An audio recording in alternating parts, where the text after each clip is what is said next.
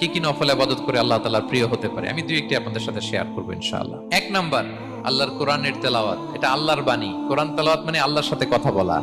যখন আপনি কোরআন তেলাওয়াত করেন, কাইন্ড অফ আপনি আল্লাহর সাথে মুনাজাত করেন, মানে একান্ত আলাপন করেন, আলাপচারিতা করেন। দুই নাম্বার তালিকা হচ্ছে আত-তাহাজ্জুদ বা কিয়ামুল লাইল। দুই দুই রাকাত করে মাঝরাতে যে সালাতটা বিষ্ণু ইসলাম পড়তেন, এটাকে বলে কিয়ামুল লাইল বা তাহাজ্জুদ।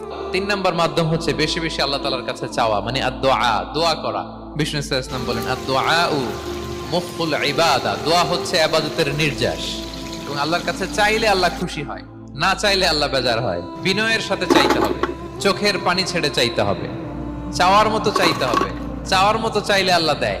আল্লাহ তাআলা আমাদের সবাইকে তার প্রিয় ভাজন বান্দাদের তালিকায় অন্তর্ভুক্ত করে নেক। আমরা সবাই আল্লাহর প্রিয় হইতে হইলে নফল ইবাদত করতে হবে। কি কি নফল ইবাদত করে আল্লাহ তাআলার প্রিয় হতে পারে, আমি দুই একটি আপনাদের সাথে শেয়ার করবো ইনশাআল্লাহ। এক নাম্বার, আল্লাহর